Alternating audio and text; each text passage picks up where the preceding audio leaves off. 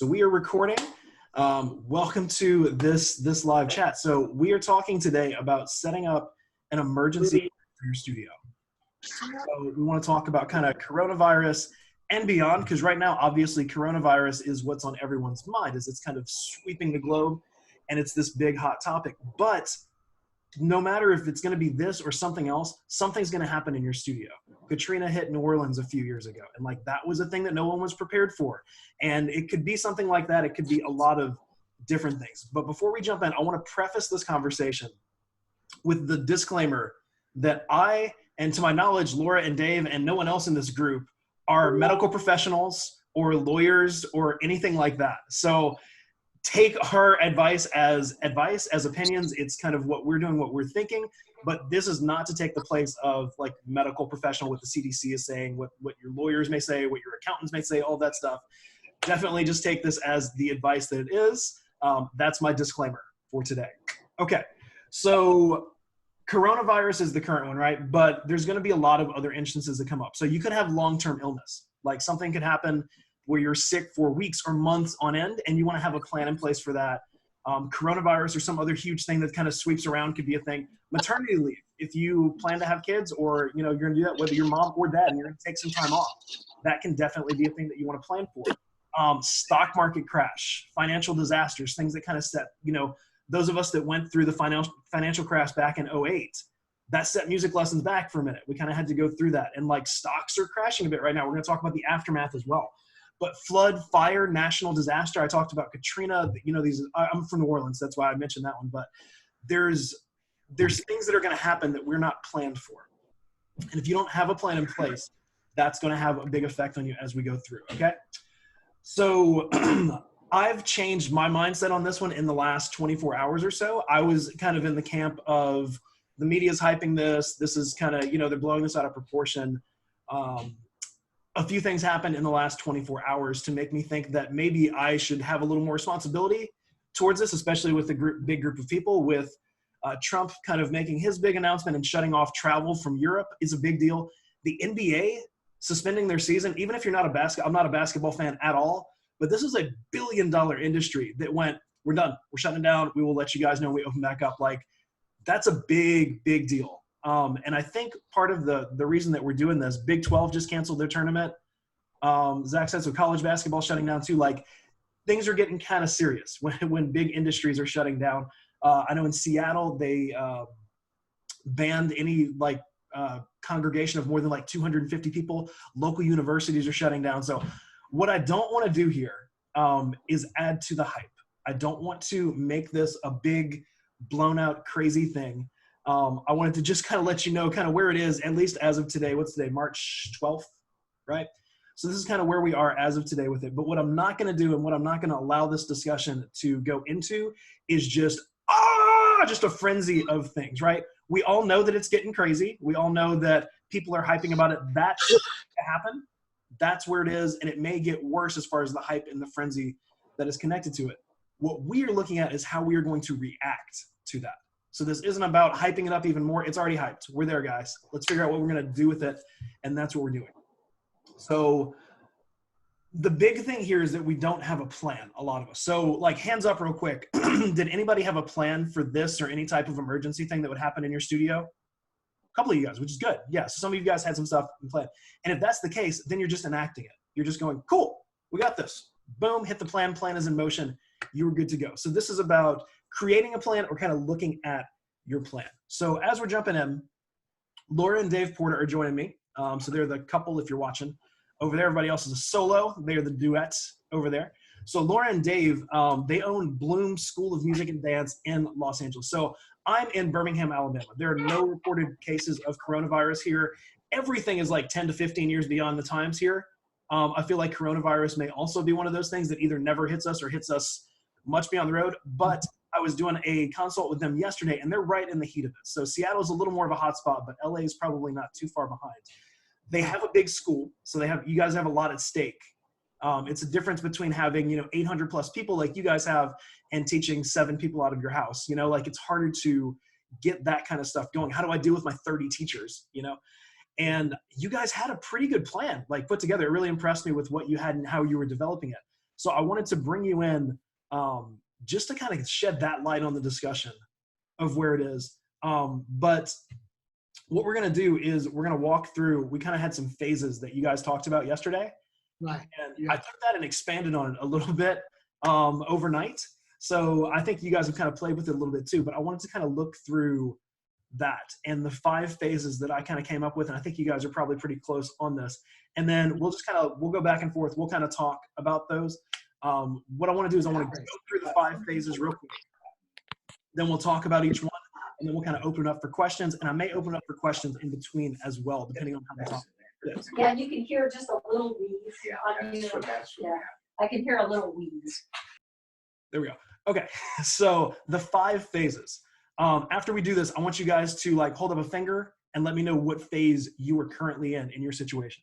So phase number 1 is just general concern and confusion. That's where it starts. People are like, something's going on. Like over here, there are no reported cases. No one's been talking about it, but like people are starting to talk about what if they close the schools? We're sold out of toilet paper everywhere, like things like that. Like nothing's happened. We haven't had a single student mention anything, but you can tell something's in the air, like something's shifting. That's phase 1. Phase 2 is your early adopters. So this is like 10% or less of your students that are canceling, but these are the people that are like reading all the new stuff. They're on it. They're trying to figure out where it's going. So this is like when 10% or less of your school is like, hey, we're out, or we're needing to reschedule, or what's your plan? They're kind of in it. Phase 3, I look at as the widespread concern thing. And this is where 10 to 50% of your studio is canceling lessons. So this is when like a good chunk of your studio is starting to do it. You're running classes half full. You're starting to do more video lessons, those types of things. We'll talk about the options for that. Phase 4 is a complete physical shutdown. So like if you're in Seattle right now, they have shut down the schools. So I know Katie Keefe mentioned that she's going completely online for at least the next week or two because schools are shut down for 2 weeks. In Italy, they've shut down the entire country. Like it's just not an option. So phase 4 is a complete physical shutdown of your school. Students cannot come to your school. You cannot teach students in person. That is closed. If you're a travel teacher, it means you're not traveling to people's houses anymore. Phase 5, and this is where I don't think any of us will get, but this is a complete business shutdown. Not only are you not doing video lessons or anything, your business is shut down. You are closed. There is no option. You are not bringing in income. You are not doing any teaching. It's just completely and utterly shut down. And that may be a permanent thing. It may just be a partial thing for a month or 2 or 6 months while things kind of get settled down. But this is like zombie apocalypse stage. Like if we get to the level 5 stuff, that is hardcore. So I don't think any of us are going to get there. I just realized as I was writing these, like I probably need something beyond level 4. And this is the ones I think that don't plan, that don't have any, and they go, I don't know, just everyone left and I don't have any students and here we are, you know, that type of thing. So really quick, hold up some fingers. So level 1 would be that general concern, right? Things are just kind of like going around right now. Level 2, let me get rid of all the messages popping up. Level 2 would be early adopters. So a few people are starting to cancel lessons, but you know, it's not too crazy yet. Level 3 would be a good chunk of your school is really starting to get there. Level 4 is you are completely physically shut down. You're not teaching lessons in your location. And 5 would be your whole business is just closed. So for us, we're 1. I'm seeing a few 1s for sure.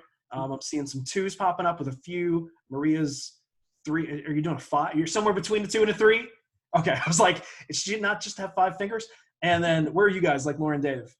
We're kind of like 2 and 3. 2 and 3. Yeah, And it's growing. it's Yeah, more like same as kind of me. a wait and see. And I think that what most parents are in is a wait and see. We're going to be taking our cues to go into 3, or is it 4? We're going to be taking our cues from the local school system.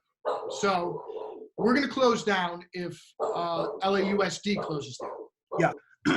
And I think that's something to talk about triggers as far as like what is going to bring you into each new phase as you go, as far as like what brings you to this, what brings you to that, all the way through. So let's jump into phase 1. And I've got some things that I'll share with you guys that other members have shared or talked about as we go. So the phase 1 stuff, at this phase, there's not really a lot of cancellations, right? But here's the thing that we really need to get across, and I'm going to talk about this a lot. Perception is reality. It does not matter how bad coronavirus is. It doesn't matter who it affects or what it affects. The perception that it's carrying in the media, the way that people are reacting to it is what we need to care about. So I'll definitely tell you, like, I was more on the flippant side even earlier this week of like, media's just hyping it, it's not a big deal. But seeing, I have to be cognizant of the fact that I'm in Alabama and things are not happening here like they're happening everywhere else. So realizing that it's hyping up everywhere else and some people are ahead of it, some people are getting behind on it. Right. I felt like it was prescient for us to get on this a little bit more, and for you guys too. That perception is reality, right? So this is the phase where you're looking at the CDC guidelines, like they're sending stuff out. We're big Disney World fans. Disney World put out a notice yesterday that was like, look, we're still open, but here's all the precautions that we're taking. And I've talked to people and I've seen people that have been in the parks and with Disney, and they're saying like, look, we're seeing ton more like custodial staff out cleaning. There's like wet wipes and hand sanitizers everywhere. Part of it is, yes, it's absolutely going to cut down on the spread of the disease, but also it's the perception. If you see a lot more people cleaning, if you see more cleaning supplies, if you see more hand sanitizers, if you've just got these constant reminders, it tells you, hey, they're taking this seriously. This is something that needs to happen. And I think that's the big thing. If you are silent on this, if you just haven't spoken of it, if you're not doing anything, that puts your people in a kind of a weird place where they're just like, I don't even know if they have this. What am I going to do? They're trying to figure out their game plan instead of you telling them, hey, this is the game plan. This is where we're at. This is what we're doing. Lauren, Dave, talk to us a little bit about what you've got for phase one. I'll pull up. You guys sent me an email. If you're okay with me, like doing a little screen share of that. Oh, cool. Yeah. So talk to me about kind of where you guys were with your phase one stuff, what you were doing, and I'll get your email. You know, I think we were initially in a mode of thinking, if we bring this up, then we're going to be alerting parents prematurely. Right. You don't want to like add to the confusion and make them think. We're going to add to this area. But I think what we quickly learned once we did our phase one, once we just sent out a general email that we didn't even mention. Oh no, it was coronavirus. Just like, hey, it's like if you're sniffles, just sniffles, you've got a fever. We put some posters up in the lobby. People immediately appreciated it. Oh, right. Right. And I think, to your point about perception, we have to get the perception that our family's health is the most important thing. And I think that at this point, it's the cat is out of the bag, especially here in Los Angeles. Yeah. And that anything, I'm telling our staff now, like you said earlier, to be cleaning all day. Yeah. Don't wait till the students go home. Clean as people are sitting in the lobby. Yes. Clean the door handles. Yeah. You don't want to make it like a big dramatic show. You don't have to like bust out the Mr. Clean wig or anything, but like you do want people like to see it. It's a physical thing. It's a reminder that you're taking this serious. So just telling people that I'm cleaning isn't as much as letting them see. Like they're not hot. Disney's very good at doing things behind the scenes so that you never see it. With this, they're not doing it behind the scenes. They could, but they're not. They're doing it out in front of people so that you see exactly what's going on. So that we weren't necessarily too worried at first. Right. Like what you said about perception, we have two parents in particular that were like, what the heck? You know, they have children with respiratory problems and issues. And so she was sending me a bunch of stuff way ahead of time. Yeah. And that's what I just think, well, we better. Yeah. Like, what's that's phase two people. Right. That's the parents that are not worried are not going to be worried. Yeah. Right. But we want to make sure that we are speaking to the parents that are. Absolutely. You know, and people are not going to, some people probably didn't read the email because they're like, oh, okay, forget it. But, and then it's, you know, it's not going to do anything. At least they get a little bit of it. Let me share your email, and Emily Quills had some good stuff too that I'll share as well. Can you guys see that? Yeah. So just hello Bloom families. Every year during flu season, we want to remind you, I won't read the whole thing, but help us to keep our families healthy and safe. If your kids are like mine. So I like the parent thing there. Reminding them that you have kids too and that you're in this, I think makes it more of like a, hey, I'm not a business that wants you as a customer. Like, we're all parents. We're in this together. Like, it's cold. It's flu season. There's this thing going around, right? So let's communicate. Be extra kind with the new parent or caregiver that's concerned and worried for the safety of your child. We're all listening to the news. I think that's cool. Please don't put our teachers in the position to have to ask you to remove your child from a class or lesson. Remember, they adore your family, and that's the last thing they want to do. So like, keep your kids. That was a really, really nice way to say, keep your kids home if they're sick. I like that. Don't hesitate to get in touch with me personally if you have any concerns at all. I think that's good, keeping the lines of communication open. You're printing posters around the studio to put them up there. I think that's really good. Thank you so much for being a part of the studio. You know, all that stuff there. We're so fortunate. And then you guys signing it. So that was really good. Tell me the reaction to that. So did you guys send this off today, yesterday? Last week, I think. Last week. So it was the end of last week? It was on Thursday. Thursday. Thursday, and I was leaving the school that evening, and a mom like ran up to me and stopped me. She goes, "Oh my gosh, thank you guys so much. This is why we love Bloom so much. You guys are way ahead of things. You know, we're thinking about this, and you're just completely helped me to be at ease." You know, she was really gushing, you know. Yeah. And then I think it's good. Like I said, just staying on top of things. Courtney like posted in the membership, like, "Thank you for doing this chat." And it's like, I just feel like we should do the chat. Like, if you're on top of things, it just feels like what you should be doing. You know what I mean? It doesn't feel like an above and beyond thing. It feels like well, obviously, like this is a thing that we want to talk about. So do that in your community. I think the biggest thing is people are hiding from it. They're going, "I don't want to stir the pot. I don't want to get things moving too soon," especially if you're in a smaller community like I or Courtney or some of the others that are in these smaller towns or little pockets where it's probably not going to hit us as much. Don't be afraid to be like proactive with this. You don't have to be reactive. Like, get ahead of it and just mention it. This was a great email. This was a great way to put it out there. Let me show you. Emily Quills just sent one out. And then I saw Zach put his out too. So just to show you guys a few examples of what this could look like. Emily Quills, I think she mentioned it. She has like some kind of compromised immune system thing. Or she has students that do. So she has autoimmune issues. That's what it was. So basically she's prone to this type of thing. So every flu season she gets sick. So she had this thing that she sent out. This was in her Facebook group. This is a cool reason to get a Facebook group for your students too, so that you can like have this contact with them. But her little list, the entire school's been professionally cleaned, and they're going to keep cleaning it every 3 days, completely disinfecting everything. Students are required to wash their hands before entering the lesson rooms. Anytime a student touches their face, sneezes, or coughs, they have to go wash their hands. All instruments and hotspots are going to be cleaned. So hotspots are the places that people touch. So the instruments, the doors, places in the lobby where people are touching things all the time, those are your hotspots. I would clean those at least hourly, if not even a little bit more. Just get in there and like just run through it real quick. All those are disinfected. Any student who we perceive as being sick will have to be sent home immediately, no exceptions. As always, FaceTime and Zoom lessons are available. So people, that might sound crazy, but it's 2020 and our teachers have been doing this for a while. It's amazing. So people are still like, video lessons, even though it's 2020, it still feels like this weird thing, but like totally a thing, and letting them know, even if they're not aware of it, it's a thing, and it's okay if you're not there yet. Like, we can help you through that. There's some group makeup lessons that they're doing at the end of April to cover that. And then she's like, "Here's what I need for your help. Keep your sick kids at home. Please keep your kid at home if anyone in the house is sick. And then students that have autoimmune issues as they go." So what else? I think that was pretty much it. So hers was pretty good. And then Zach, I hope you're cool with me sharing this, Zach. Also had a thing that he just so his was pretty good. It was a little more formal as far as like, it's actually like a little letter more than an email or a Facebook post, but it's good. Like, it's still to the point. So while it hasn't arrived in Wichita yet, he just wants you to know that there's a plan in motion. Like, we've got this, and it's going to be here. Your health and well-being is a priority to us. After spring break, if you arrive early to the studio, take a minute to wash your hands. That's really good.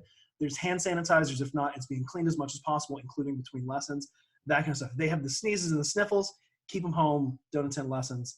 They'll schedule a video chat if they can. So plan of action, should widespread closure happen, they transition to online lessons. Everything's electronic, no big deal. I think that's a big thing, to just let people know, hey, we're just going to move over to online lessons. No big deal. This is what we're going to do. Don't make it a thing. Don't make it like, oh, well, I mean, I guess we can do this. If you, like, this is the plan. We're going to move from this to this. I've got this. We're going to handle it. Not a big deal. Confidence goes a long way. Having a plan and being confident about it, because everything's up in the air right now. Nobody knows what's going on, right? So everyone's trying to figure out all these aspects of their life.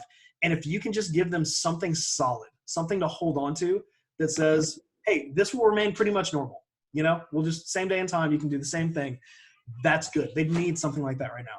So communication, this is how I'm going to contact you. Here's the online lesson format. So for each of his different things, he's got deluxe lessons like 20, Little Jammers, private lessons. This is how we're going to set up each of those things to go through. And we're going to talk more about that in a little bit. Cost and payment stays the same, except it's all through card now. So if you're not doing auto pay, this is a great time to move people over to be like, hey, I don't want to touch your cash right now. Or like, there's no way that we can do that because it's online. So let's go ahead and do it online and kind of move people towards that. How to do it. So Zoom, that kind of stuff. Concerts are as scheduled right now, but I think the idea of we're taking a cautious approach to things is how I tend to view them. As far as we are watching, we are waiting to see what's going to happen. We have a plan ready to enact, but for right now, things are as planned. We're cautious. We're watching it. That's what we do anytime there's bad weather. When there's like a lot of rain and stuff and people are freaking out. If we get even the slightest chance of cold weather or snow, everything shuts down here because we don't know what to do. So if that kind of stuff happens, we get all the phone calls and all the emails, and we have this stock email that we just can send out to people. It's like, hey, we are monitoring the situation. We're watching. James Spann is our like weather guy here. We're watching him. We're going to let you know if anything changes. But for now, everything's going on as planned. Our safety is your highest, that's our priority. But for now, everything's going to go just like we have planned. Okay. So any thoughts before we jump in on the level 1 kind of stuff, that phase 1 of just getting the word out? Because if you missed it this time around, guaranteed there's going to be something else that happens in the next, 5 years in your studio where you're going to need this again. So is there any questions? Is there anything that we can talk about more? Lauren, Dave, do you have anything to share more on the phase 1 of just like getting the word out? I think that you mentioned plan, and I think that that's what anyone wants, right? I mean, everyone wants just, okay, what's the next thing? And I think people are very ready. I mean, if you lay out what the road ahead is, people they're gonna accept that by and large. Yeah. And that's and the phase 1, people just want to know that you know. Right. Like, are they even thinking about this? Oh, yeah, they are thinking about it. Okay, we're good. You know what I mean? That's no question. Exactly. They want to know that you're thinking about it and that you're on it a little bit. Just jumping over to the chat real quick. If you guys want to ask questions, comments, any of that stuff in the chat, I'm checking in on that. Becca asked if we could share the first part of the email again. I'm going to go ahead and just screenshot it and post it over if you guys are okay with that later. And then Dina asking kind of similarly, would studios upload their emails to the file section on the membership site? So go ahead and do that. We'll go ahead and if you guys want to do that, you can just upload a file just like you'd regularly post. I think there's a ton of user shared stuff in the membership group already as far as all the file stuff goes. So if you guys are cool with sharing your emails or your things that you're doing already, I think that helps. Or even if it's just a screenshot to kind of post the picture up, that would be good. I'll try to get them together the best I can as far as what we've got there. Okay, so let's move on and look at phase 2. So at phase 1, you've let people know that you're on it. Things are good. Also for members watching, I've got my PDF that I'm kind of going through for notes here. I'm going to post that up that you guys can look through if you'd rather just kind of look through it in written form. And the last of it is basically setting up your emergency plan, phase 1, 2, 3, 4, 5. So if you're taking some general notes on what you need to do in each phase, I've got a thing that you can kind of use as a worksheet there as well. But definitely be taking some notes here. I didn't really mention that. This isn't a passive thing. I don't want you guys just watching this and going like, oh yeah, that was really great information. Thanks for the information. No, this is here for you to put an action plan. I want by the time you leave here that you've got, here's my plan. This is exactly what I'm doing. This is how we're dealing with it, right? Jody's asking about group classes. Definitely something we're going to start talking about right here in phase 2. So at phase 2, this is the early adopter phase. This is the ones we'll let Lauren, Dave jump in on this in a minute because she said she has a mom that's she reads all the new stuff. She's in it. She's that type, right? So this is when those early adopters are in it. They're the ones that are watching every news cycle. They're going to be overly precautious. There's nothing wrong with them, but there just are. There's probably, you've got a bell curve always, right? So you've got those early adopters that are just this is a thing, we need to be on it, it's going to be this. And then you've got those other people that are it's totally fine. Nothing's ever, just whatever. I don't even care about what it is. Those are your extremes, right? And then the middle, that's our phase 2, phase 3 stuff that we're looking at.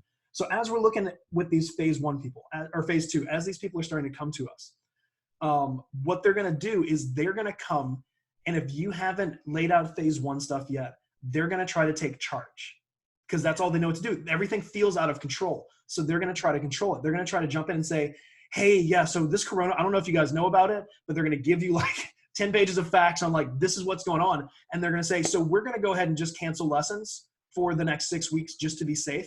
They're going to make a plan because you haven't made one yet. So Right. if you make a plan and lay it out, that's a different scenario, right? So talk to me about them, Laura, Dave. You guys, I know you have like one mom in particular.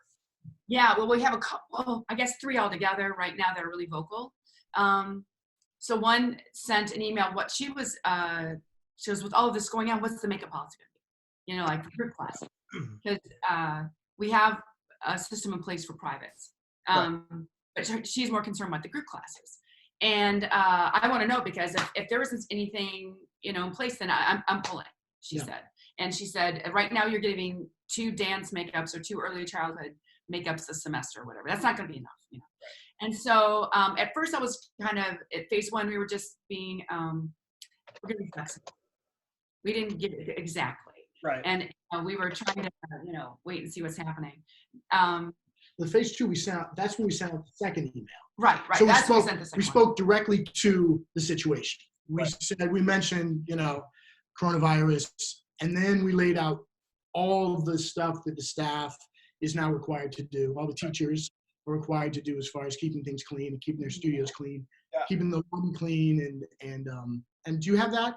Do you have that email? Yeah, Yes. You guys sent that one? I didn't check after the first one. the lesson mate stuff. Users group. Oh yeah, I didn't. I'll pull that up. Yeah. And so a couple of parents were concerned about the group classes. And so yesterday we did a trial, like just to see what kind of kinks are, you know, what we have to do to make it run more smooth.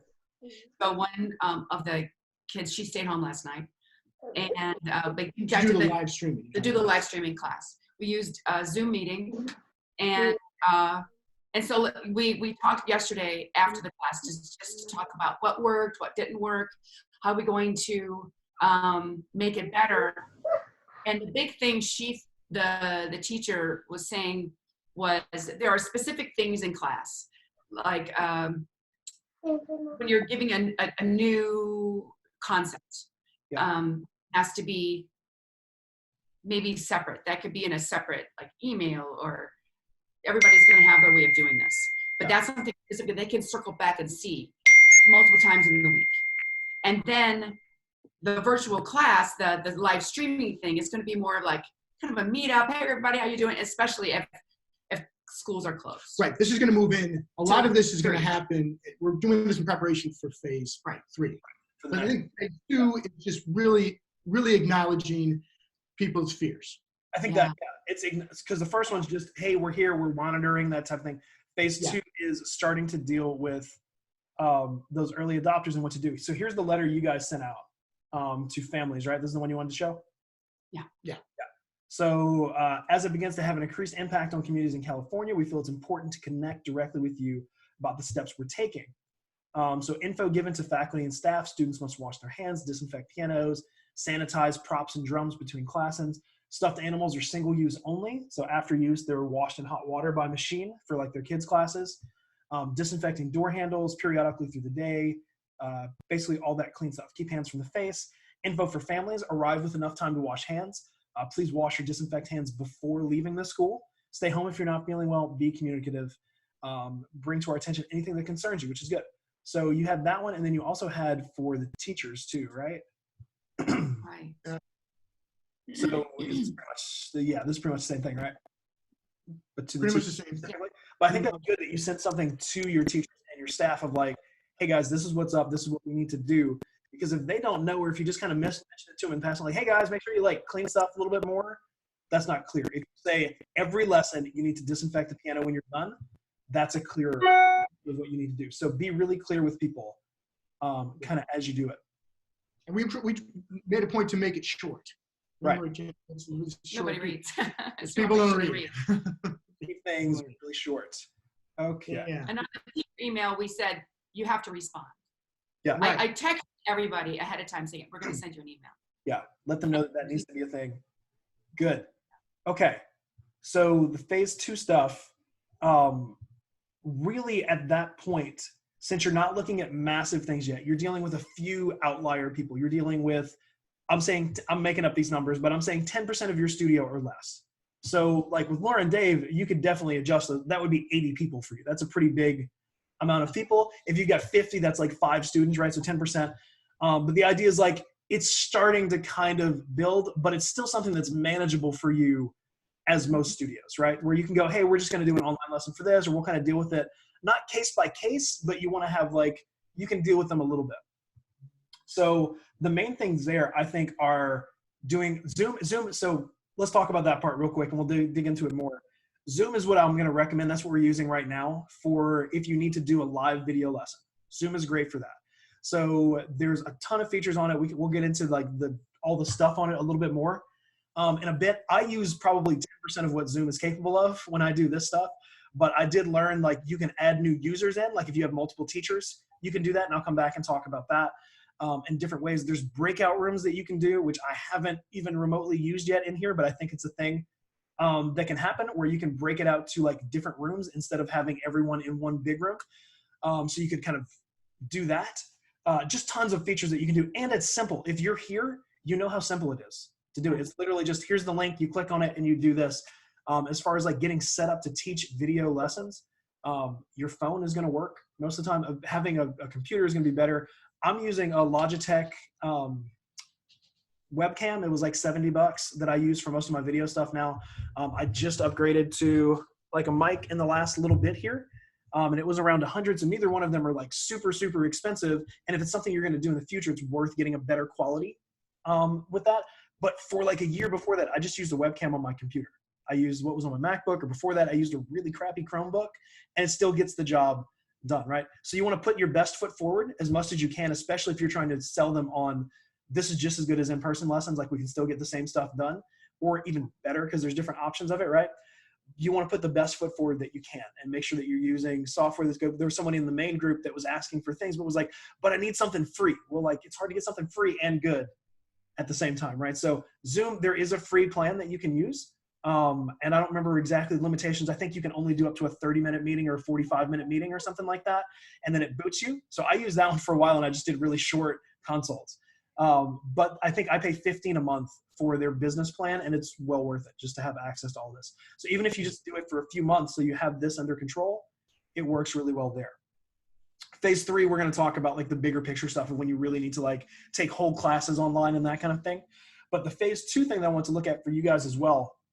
So Lauren and Dave also run LessonMate. So if you guys don't know, LessonMate is a software that lets you easily send a video to a student. So instead of having to like take it on your phone, download it, upload it to YouTube, send it over to all that stuff, we use it in our studio. You just click a button. It's browser based, so you don't need an app. You don't need to download anything. You just pull it up in a browser in your phone or laptop or anything like that.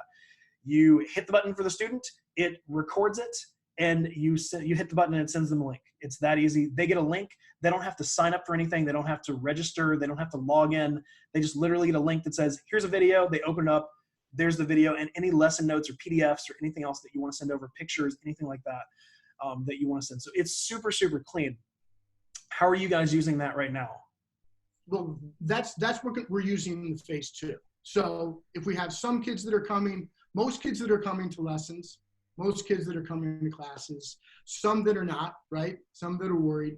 All the teachers are creating, in all the classes, we're creating supplemental lesson notes. The dance teachers at the end of the classes are going, this is what we're working on today. This is what you can work on for the week. And those are being sent to all the students.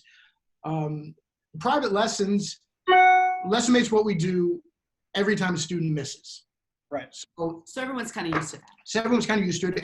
And it's, so at this point, the people that are not comfortable coming in, that's what they're getting. And they're doing it at the time where the student normally comes. So if Johnny's missing 4 o'clock lesson, teacher's already there.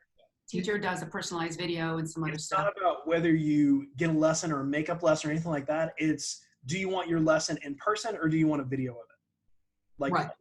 You're going and it's not a 30-minute video. Right. Yeah. It's every concept is its own little short. Yeah. thing. Right. We're not recording a 30-minute lesson. I think the big thing here is if you don't have really good sustainable policies, this type of event amplifies that. So if your makeup policies are like, yeah, you just let us know and we'll make them up. when you get to an event like this, we're like, hey, it may be 3 or 4 weeks or more that you have to do that. You can make them up eventually, but right? So yeah. this is gonna do that. If you have payment policies, if you refund people when they miss lessons, if like any of your policy stuff, this is gonna amplify that times 10, times 100. You're gonna see that. So look for that, because it's too late to like fix it right now. We're in the middle of it, right? So you can make changes for the future. But I want you to look around your studio, look at the things that are happening and going, what just seems 100 times louder right now than it was a week or two ago? And those are the things you need to look at. Like, how do I get this working? How do I figure out this so that next time it's not a thing? I talk about this a lot. Sean and I are very different. So I'm kind of a big picture, global, get things going. She's very detailed. I'm a talker. She's a doer. I will give you like what to do. That's why I'm here. And she's the one that like does all the things. And she's like that manager type, right? So when there's a problem in our studio, she solves the immediate problem. When there's someone that's like, oh, I'm missing a lesson today, what do we do? She's trying to figure out what to do with that. I'm trying to figure out how it never happens again, how we solve the whole problem so that this isn't a thing that we have to deal with, right? So as you're dealing with stuff, don't just deal with if you're that manager type, don't just deal with the immediate problem. Don't deal with things on a case-by-case basis, because this isn't a case-by-case thing. This is an epidemic, systemic problem in your studio that you're having the opportunity to fix right now. So look at these things not just as like, this is the worst and what am I going to do and everything. Like, this is an opportunity to make your studio so much better. And like the level 4 stuff, I was talking with some stuff with Laura and Dave, and we were getting really excited, and I can't wait to share some of the stuff we had there, because it was like, I'm almost waiting for it to close, because like this seems like it could be really cool and pull us into something awesome. Like that's where you want to be. So the level 2 stuff, I think LessonMate, just like sending over a lesson is really quick, really easy. Or the Zoom thing, if you want to do the Skype lesson and you know that you can do that and kind of do that with them, I think it works as kind of a one-off thing that way. So that's level 2. You're just kind of doing them for a few students here and there, but it's not everyone yet, right? So level 3. To realize this meeting is a live streaming thing. It's not like it's a part of the whole picture. Yeah. Some people think it's a video that you send people, but it's actually a live.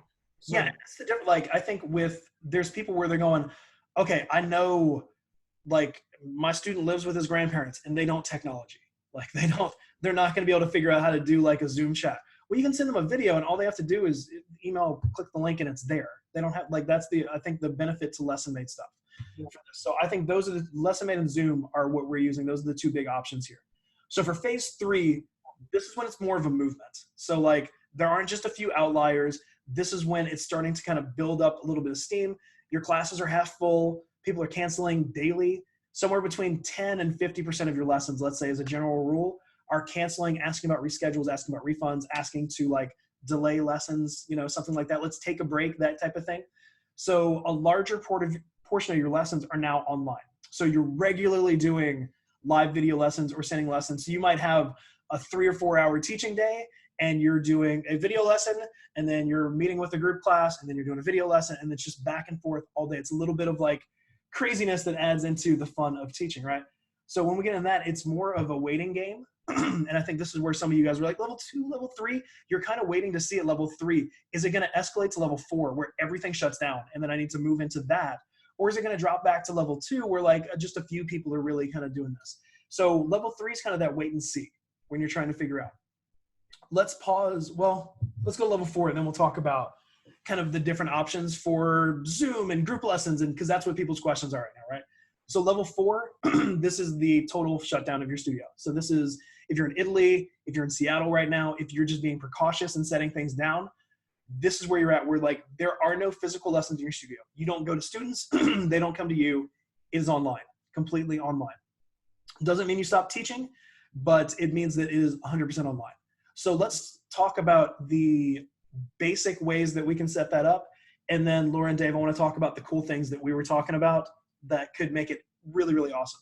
So let's talk about just private lessons first. So if you have just a private lesson that you need to do, and I think that's a good chunk of our teachers that are here. If you're just a teacher and you have students, it's easy. They come in piano lessons, guitar lessons, whatever you're teaching. That one's a little more straightforward. The easiest version is just get Zoom. I would probably buy the $15 a month plan, at least for the next few months. That way you've got access. You don't have to worry about going over or whatever it's going to be. You get a few extra cool features with that too. You can just have it on your phone and that's it. So as far as, let's see, you actually do have right here, because my son's been getting into stop motion stuff a lot lately. So I've got a couple of like little things that he's been playing with. So you can get a little tripod thing for like $10 on Amazon, and prime shipping or 1-day shipping. It'll be here like before the weekend, so you can be ready to go next week. These are well worth it. You can obviously like put up, you can hold your phone. I've done every conceivable version of do-it-yourself versions where I would like hold it up, put a hair tie from Shauna to like hold it in a weird position. Dave looks like he's got something over there. We have many. Now you're making me feel inadequate with my little. So this You're like, look at this thing. And then I'm gonna bring out. this is just a mic stand. Yeah. Yeah, right. So this is just a boom stand, and there's this clip that you can put on it. Yeah. This is great for moving around. Probably the same I've got here, where it's just kind of that like extendable phone thing where you can.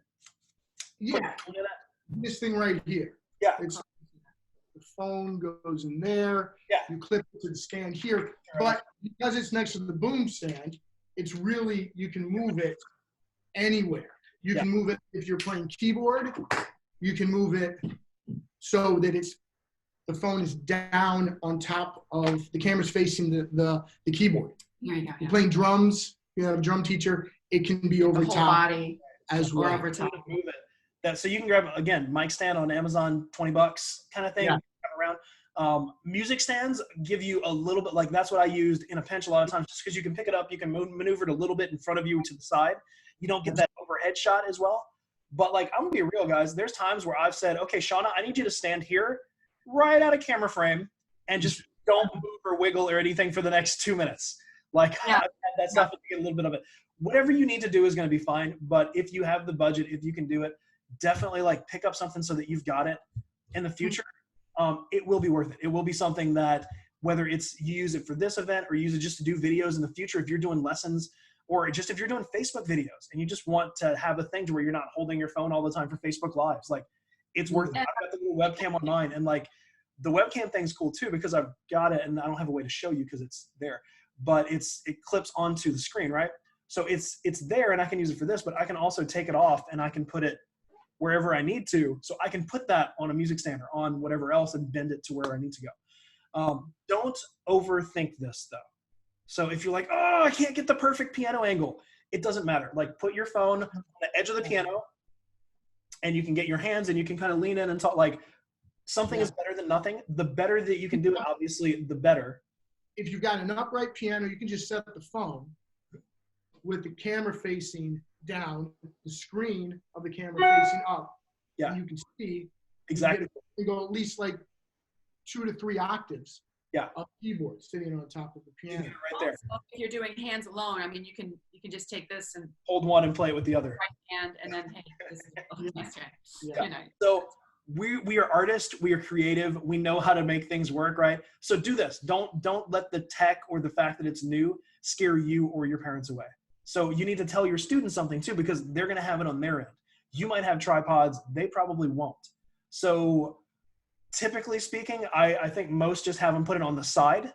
So on a music stand, on a bookcase, on something where you can kind of see the piano and them kind of off that way.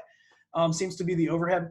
If you're doing guitar, ukulele, that kind of thing, it's a little more straightforward. You just put it in front of you and do it that way. For me, I make sure that it's more like body shot to where they can see me playing. I'd rather them see this and see my fingers than see my face and barely see what's going on. So be cognizant of like what you're filming so that they can do that. But you can move the camera as needed too. Drums are a little bit harder. Like I've definitely done lesson mate for drum stuff. A lot of the cameras don't pick up the loud sounds of drums, depending on how you've got your drums set up there for you. I don't know if we have any drum teachers in here besides me. But I found putting it in front of the drum, we have low volume cymbals and mesh heads, so it cuts down the volume by like 80% anyway. But I put it in front of the drums to where it's giving them the view. So it's like they're sitting over there looking at me, which is pretty much how it is in the class. And I just put it on, I tilt the music stand to where it's horizontal, drop my laptop on top of that, hit play, and I just play. I go through the PA system just like we normally do, so they can hear that and they can hear me playing. The sound is not fantastic. Like it's workable, you know, it's doable, but it's I'm blaring over a PA speaker from 15 feet away in a drum set. Like, it's just not going to be a great thing unless I set up a bunch of mics and do that type of thing, which I don't want to do for these lessons. But it is passable and it is enough to get through for this. And that's the big thing. Like I said, don't overthink this. You've got this.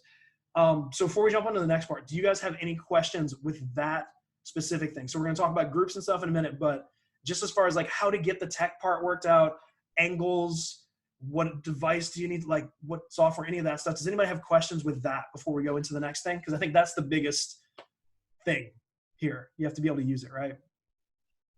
Library. That one of the. Go ahead. Well, another thing, if you have a spiel, you always do.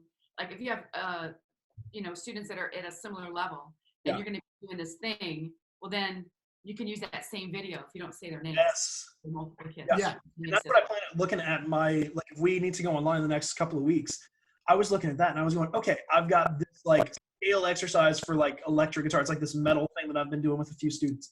I can totally do that. And I can do it in a few like different speeds and different varieties. And I can record that and just send it to all of them. The thing is, you just don't say, hi, John, welcome to the lesson. You just say, hey, okay, so let's jump in. Like, just don't say their name. And then you can use it as much as you want to. If it is a personalized one, do it personalized. But there are probably a ton of things that you can do that are outside of it. The other thing, as far as content, don't feel like you just have to do what you would normally do in a lesson. This is a really cool time to look at something different. It's like I have students that'll break their arm and be like, well, I guess I'll see you in 2 months. I'm like, no, we're about to do some awesome stuff with your other hand. Like, I'm really excited. We're going to do one-handed drumming. I'm going to show you all these amazing left-hand things that you can do on your piano. Like, this is when it's exciting. So if you feel like you're going to be limited and not be able to do the exact same things that you do in class, this is an awesome opportunity for you to do something new and exciting. Like, the teacher part of your brain should be lighting up right now of like, ooh, oh yeah, we could do this and we could do this. And I've been wanting to do this stuff with them, but I just never have time during the lesson. This gives you the chance to like pause for a few weeks and just do something new and exciting and different to bring them back in. Like, this can be not a, well, this was like almost as good as real lessons. Like, this could be the thing they look back on later this year and be like, remember we did those video lessons? Those were awesome. Like, those were really fun. We did this stuff. When are we going to do that again? Like, that's the kind of things that you want. Becca said, do you have any suggestions for telling families how to set up their video lessons for Zoom at home? That's a good one, right? I think Go ahead. just tell them to download the app. Yeah. So that way, makes the link, it's not a big deal. Yeah, because sometimes on the computer we'll see people that do that with the like weekly chats, or they're like, it's not working, it doesn't pull up, and like sometimes it just does weird stuff on desktop depending on if you're signed in or not or something. But on the app, if you've got it, so I would do that. And you can. We haven't done it yet. I don't know if any of the rest of you guys have, but do a little thing for that. Write up a little thing. Someone do that and like post it in the membership group of like, this is how you set up your Zoom thing. Number 1, download the Zoom app. It's free. Number 2, sign up. Number 3, wait for the link. All you need to do is click the link when we send it and it'll open up in the Zoom app and I'm there and we're ready to go. Right? Make it real easy. Becca was saying she's never taught lessons online for piano. Is it hard to see kids' fingers and correct them? It can be. So it depends on their angle, their camera, their lighting, all of that stuff plays in too. So you can give tips to families. You don't want to overwhelm them, but obviously like being in a place with lighting makes a big difference. I've learned that. So like I've got overhead, I've got a thing here. I've got like a little ring light like on the side of here that lights my face up a little bit because it was pretty dark. Otherwise it would look like this. So it's enough to kind of light up the other side of my face. So little things like that can help. If you've got, I know that some of you guys are going to have parents that are all in on stuff. They're like, absolutely, let's do it. What do I need to do? We're excited. Like, it's a $10 ring light that I got on Amazon. It's a little $10 holder that they can like. So if you want to spend, maybe make a little Amazon list of like, here's a couple of things that you could do that would make the lighting better, make it easier to hold, that kind of stuff. For most parents that are just like, I don't know what's going on. This is weird. And I don't know if we're going to do it at all because it's something new. Just tell them like, look, you need your phone. You need to download an app. I'll send you a link. And then you put your phone wherever it needs to go. As far as being able to see their fingers, that's where you might have to differentiate from where things are. So some of it is using your ear, going like, oh, that should be a B flats. And like knowing like, these pieces, you've worked on these songs for a long time. Sometimes I will make a presumptive statement. And whether they're there, like, oh yeah, well, let's make sure we're using our first finger there. And they're like, oh, well, I am. Like, okay, good. We're doing exactly what we need to do then. But like, those places where like students are going to forget the crossover, or they're going to use the thumb where they should use, whatever it should be. So like you can definitely presumptively do some things. Or I think a good thing here, we didn't talk about this side of it, the security part of it. Like, I don't think that you should do lessons one-on-one with a student without a parent there. Just like in your studio, I wouldn't recommend that you do lessons in a closed room with nobody else around. So having your parents be there, sitting in the background in the room, I think is a good thing. So it could be a thing where you ask mom, like, hey, can you come and hold the phone up over her fingers so I can see it? That kind of thing. And it engages the parents. So this could be, again, that cool thing where they're like, video lessons are really cool. Like, I normally don't get to like see what you guys do or see what you work on. It was cool to be part of, or they could be the opposite where they're like, lessons are the time where I get 30 minutes and I read and now I have to do stuff. But I think most parents will kind of appreciate that they get to see what you do a little bit. But big picture, I would have them put their phone kind of on the edge of the piano to where you get the side shot, and it's enough to where you can mostly see. It's going to be some trial and error with you and your students to see what works the best, because they're not going to have access to a lot of things. A lot of them aren't very well lit. For me, it's always eye-opening when I do video lessons, seeing, like, I teach drums and a lot of other instruments, but I've seen some drum sets, guys, that are like, have you ever seen a drum set before? Why would you set up your drum set this way? It's like things are all over the place, or things are backwards, or like things are set up upside down. Like, have you never even seen a picture of a drum set? We play on one every week in the lesson. Like, so you might see that with pianos, with their keyboard. You go over to the keyboard and you see like, that is way too low, or the stand's way too high, or that is super out of tune. Wow. Okay, you might want to get a tutor in. I will leave the part next time you're in. So it gives you the opportunity to see that. Yeah, go ahead, Laura. I think it's important also, if people are doing these Zoom classes or lessons with people, they need to have something in place where they're going to have the things, like whether it's the journal or take a picture of the notes that you want them to work on, something besides just a, hey, work on that page, work on this, something they can circle back to during the week. Right. Because especially if classes are going to be closed, man, everyone's going to have cabin fever, and they're going to, you got to have things for them to do during the week. Definitely. So, I want to look into that in a second. We're going to talk about that, like cabin fever, cool things that we can do. Other things though. So if you are the type of teacher that just has lesson plan, lesson 1, lesson 2, lesson 3, they're going in place, you have a journal, you know exactly where they are. That in some ways is a little bit easier here, because you're just following along with exactly what you would normally do in the lessons anyway. But it's a little bit different too, because you might not get to see their fingers as much or see other things. You have to go differently. A lot of my lessons are more coaching type stuff, where the student brings in something that they've been working on and I'm helping them with it. So like, I can't do anything. I don't have a plan until they come in, they play, and then we kind of develop the plan. So if you're in more of the coaching type of music lesson like I am, then it can be a little weird because you don't have it there, or if you're used to using a certain piece of technology. So like in my electric guitar lessons, we use Songster. I don't know if you guys are familiar, but it's basically a guitar tab that like plays itself as it goes. So it's pretty great.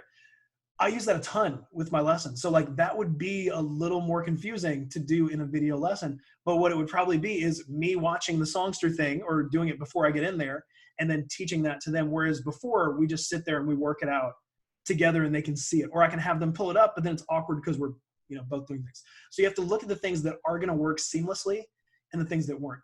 What you need to default back to, even though we're using a ton of technology here, is the non-technology things. Just be a person. Just hang out with them, just be connected, listen to them, help them to like work on little things. Don't use, not that the technology stuff is a crutch in what we do, but there's so many tools and resources that we've built into our stuff now that's gotten us away from just teaching and just being a teacher with a person and hanging out and doing that. So this is a really good time to reconnect. Right? I mean, this is there's an end point to this. You're not going to be doing this for, we hope, for a long time. So, it doesn't need to be perfect.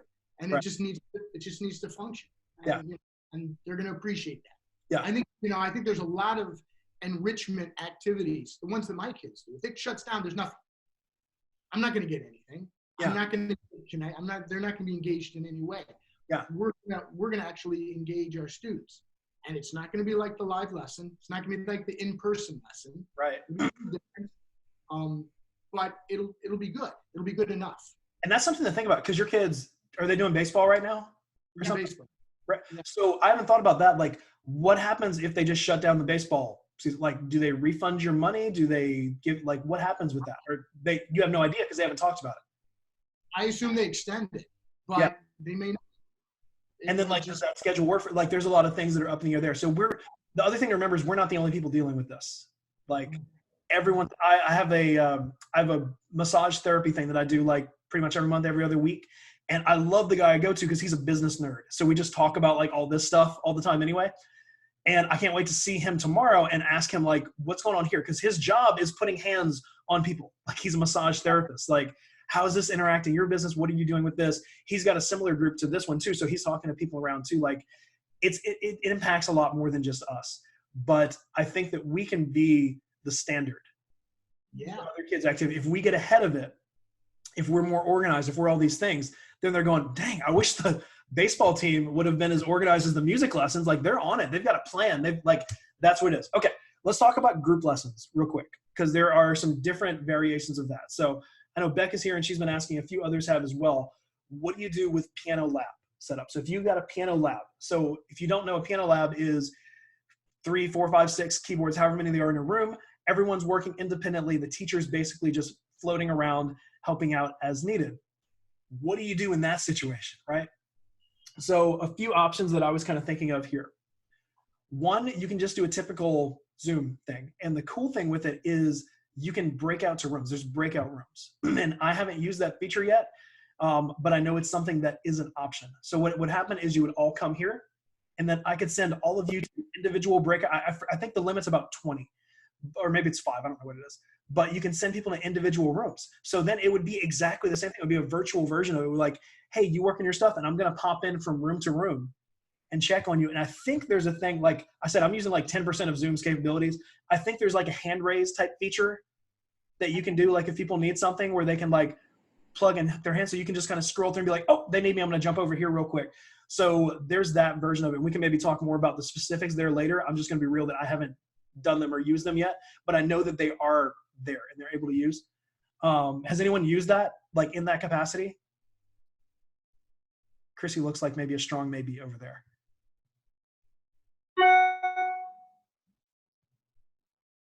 Maybe.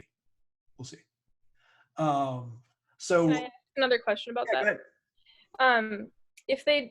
I'm wondering about like the headphones, like because each student's working individually at the same time. Yeah. I'm wondering if I would want to have the students each set up at their own iPad at the pianos I normally teach them at, and then go to them and listen separately, or are you saying more like I sit at my own piano and I just teach each individual student in like the breakout rooms? Yeah, so they may or may not, because I know you use iPads pretty heavily in yours, so they may or may not have the iPad there to use. So if they're at home, right, they won't have that. So then it would be just the piano lesson. So my thought was kind of break them out into those separate rooms where you can still go and check in on them. But that's kind of that old school vibe of like, cool, we don't have the iPad right now, so you're just gonna have to use your book and do it that way. And I think in a way it kind of helps to see how strong your students are. Like it's a challenge for them. It's like a fun thing of like, hey, we don't have the iPad, we have this, so let's jump into it, use your thing. I don't know if that answers, but like, what are your other thoughts on that? Like how that would work? I guess I was wondering like if 3 students are not coming because they're sick or something, Okay, but I so still want to run the lab. Yeah. And I have an iPad at each station that's not being used. Gotcha. I could technically have my Zoom app on that iPad and they could use a different device at home. Yeah. But I was wondering how to connect that so that the rest of the kids in the room don't hear that student. Gotcha. Yeah. So And so I can communicate with them privately. Yeah. You know?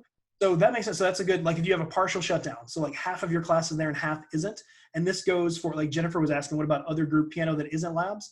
Same type of thing there. You can just, I think the group stuff is actually easier, especially if it's a partial shutdown.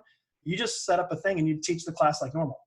And they can kind of hang in and be there and interact as part of it, but they're not there. I think with the iPad thing though, yeah, you set up the Zoom thing, set up headphones on each one. So I think you've got headphones on every keyboard anyway, right? So you just set those up into the iPad, be ready to go. You walk in, plug it in, you can talk to them, you can see their piano stuff, then you just go on to the next one. So I think it'd be pretty much as normal. Laura, what you got? Well, you could also, while you're having the piano lab class, there are things, if everyone's doing really specifically different things, this may be more difficult, but what we're doing in ours right now is the teacher has a device and they're saying, okay, Billy, show them the G chord. Okay, look at his hands. He's showing you the G chord. Like being really transparent what you're doing. Yeah. Okay, Marcy, now we're going to the C chord. Show the C chord. What's the difference between those two chords? You know, like getting the kids involved and making it a little bit more social. Yeah. But this is something that we're sending when the class is done. So we're creating some videos of things that we're doing in the class. Okay, now this is the rhythm game that we're playing, and we're just gonna take some video of the rhythm game that we're playing. Join in with us. Yeah. Here is, you know, depending on the class, these are things that we're doing. This is the worksheet of, you know, drawing treble clefs or whatever. The sheet we're doing, so I'm uploading that. So you're giving them all this stuff at home anyway to work on. Yeah. And it would be, I think, much later if you had to do the Zoom thing. I think in the beginning, if you had ways to deliver this stuff, and there's different, I mean, you know, there's private YouTube, there's all kinds of different ways you could deliver it but having these materials so they feel like they're getting something. Yeah, I like the idea of it making it more of a social thing to where it's not just here's the camera back here and they're watching. It's like you've got the phone, you're like, hey, show them this. Hey, okay, we're gonna like, you don't want to get them sick with like moving them around all the time, but like Right. having it as a thing is good. Okay, so people are starting to ask about all the different types of things. So let's jump in and cover as many as we can. So like I'll list a few. Let me know if I didn't hit yours and drop them in the comments. So piano lab, group piano, or any kind of group lesson where you're teaching a group as a whole. 20-20-20 rotation style circuit classes, whatever you call those, where you're rotating through 3 sessions with 3 students. Choir or something like that, where it's not just teaching something, like you've literally got a performance group or a band or something like that. Let me know if there's something that I didn't hit, but let's try and hit those. So we've talked about private lessons. We've talked about piano labs. Let's look at rotation style 20-20-20 circuit class type things.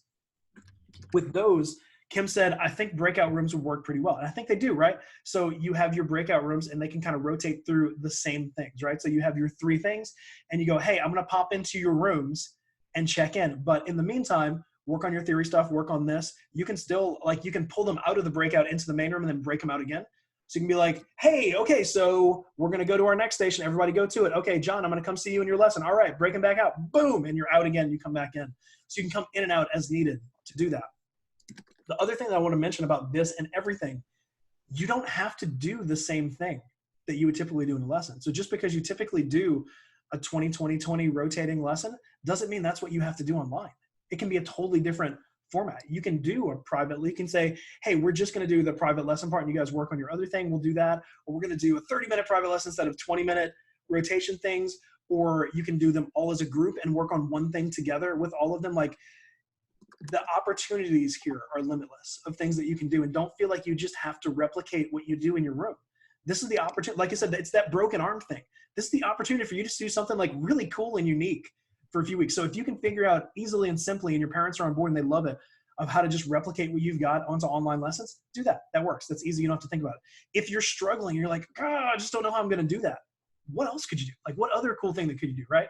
So Laura said in the comments, introduce concepts. Definitely make a supplemental video and Docker text that accompanies it so they can work on it if they've forgotten what to do that. We could do improvisation, theory pages, that kind of stuff. So I think in some ways, like Katie Keefe mentioned, she's doing like twice as much work this week as normal. It's not like she gets a week off from teaching because she's in Seattle, so everything's closed. It's not like, oh, I just get a week off. She's having to do twice as much work. And part of it is like, yeah, you're going to have to do more. But if you're setting it up in the right way, you're doing the work to where you're never going to have to do this again. And you can do one thing that can work for multiple classes, multiple levels. You're kind of setting things up as you go to do it. So let's talk about the choir real quick. So if you have a choir, or if you have a band, or if you just have a performance type group of things, right?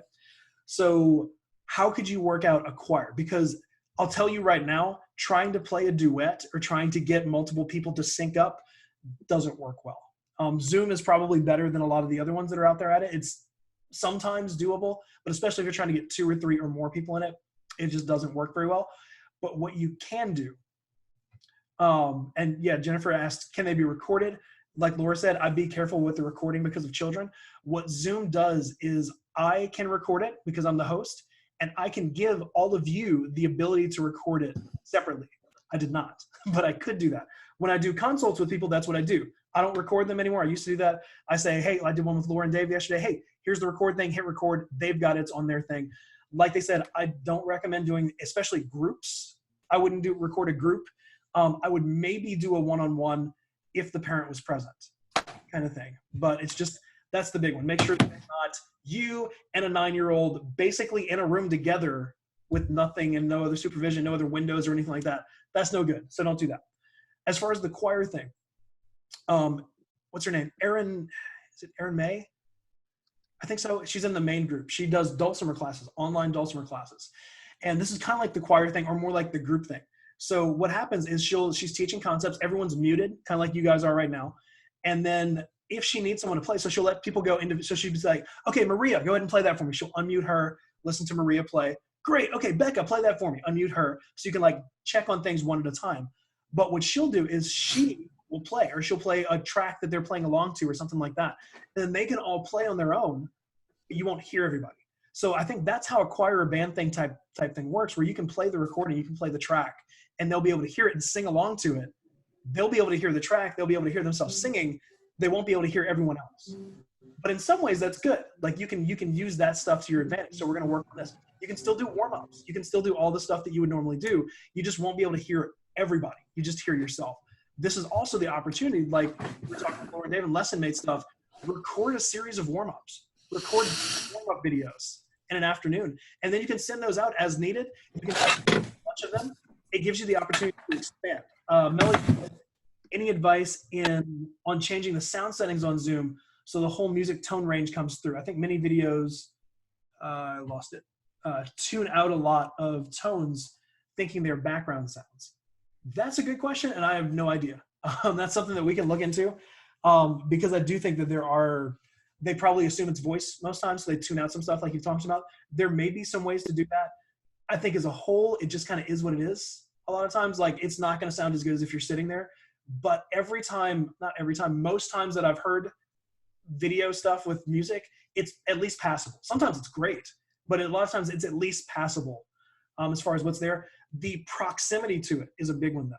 So I think that's part of the reason the drum stuff doesn't work out as well, because I have to be fairly close. So if they're putting their phone on their piano and the hammers and everything like is right there, that's just going to make it fuzz out. Just the same way if you're right on top of a microphone, like that makes it different, right? So you need to have proximity.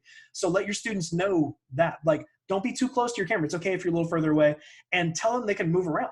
Like, hey, can we try it with your phone like a few feet further away? Or can you move your phone a little bit closer? Or try those things out. And it's going to be different for everyone. So it's not like you can say, move your phone 6.3 feet away. And that's exactly like, it's just going to be different in every area and situation. But don't be afraid to do a little bit of movement within there. Becca asked about Flipgrid for students to record their own short videos and then you send a reply to them. I think something like that could work too, for sure, where they can kind of send back and forth and do that kind of thing. The only thing I worry with, like the privacy security parts of that stuff, of like you sending stuff to kids, them sending stuff back. So just be sure that the parents are on board and that you have something prepared for that, that you're able to do that. So other choir stuff, yeah, do warm-ups. Laura's posting a bunch of great stuff in the comments there. So read the chat stuff if you guys haven't. There's some really good stuff here. Anything else before we kind of have a big picture thing we want to talk about here? But are there any other questions on how to do any types of lessons? Group lessons, private lessons, buddy lessons, drum lessons? What you got? What would you suggest for siblings that are in the same class usually? Okay. Because they're either going to need multiple devices or you're going to have to adjust. Yeah, so that's a good question. So if you have two that are taking like piano, for example, or ukulele or something like that at the same time. Ukulele wouldn't be as big of a deal because I do that in group anyway, but piano for station lessons, I got several siblings. That one's a little trickier. So. What it might be, because if you're looking with two students that only have one instrument, that's really the issue. It's not even so much as the device, it's they have one piano probably at home that they share.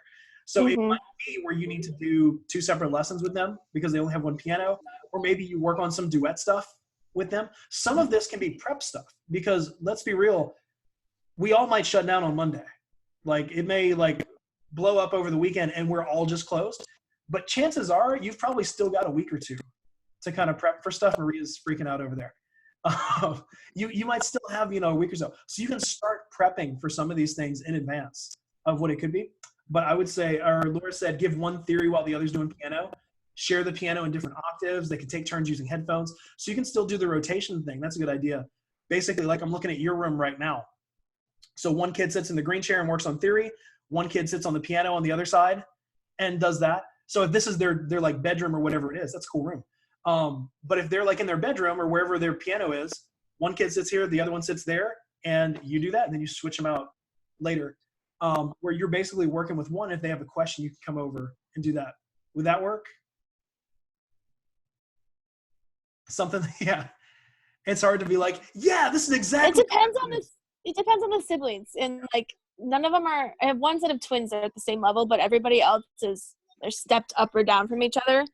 So it's sometimes hard to get them to work together too, because just sibling rivalry is an issue.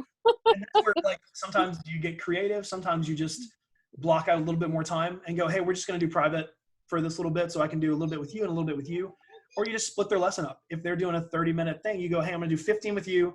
I'm going to do 15 with you. It'd be great if you guys worked on some theory stuff on the background while we're doing the other stuff. But really, your focus is 15 minutes working with this one kid, isolated, doing that.